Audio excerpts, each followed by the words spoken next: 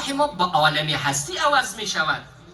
و جهان خرم از آنم که جهان خرم از اوست، عاشقم بر همه عالم که همه عالم از اوست.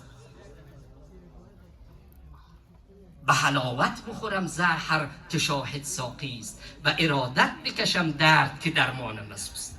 وقتی که همه چیز خدایی شد، رفتارها خدایی، گفتارها خدایی، مجلس تشکیل دادنها خدایی، اون وقت است که نور در زندگی ما می آید، روشنی دیگه کینه از زندگی ما رخت بر می بندد، عصبیت رخت بر می بندد، چون عصبیت نشانه خامی است.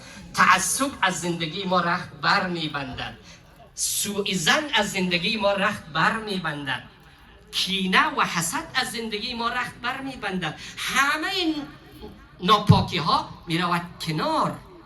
خدا که آمد، خدا پاک است، پاکی با ناپاکی نمی سازد. وقتی که خدا در زندگی ما تجلی پیدا کرد، نمود پیدا کرد، عینیت پیدا کرد، چون خدا پاکه و همه چیز این گناهان و این معاصی ناپاکه، لذا این معاصی دیگر رخت بر میمدن، چون پاکی و ناپاکی هیچ وقت با هم یک جای جمع نمی شود. این که ما گناه میکنیم و معصیت میکنیم و این که ما قوانین الهی را زیر پا میکنیم، به خاطر اینکه پاکی در زندگی ما حضور ندارد.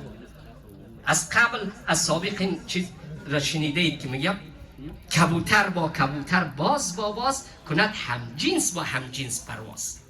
انسانی که روحش آلوده باشد با آلودگی هماهنگی میکند، انسانی که روحش ناپالوده باشد با ناپالودگی هماهنگ و جفت می شود. اما وقتی که آلودگی از بین رفت، دیگر ناآلودگی توان ندارد که در وجود ما را پیدا بکند.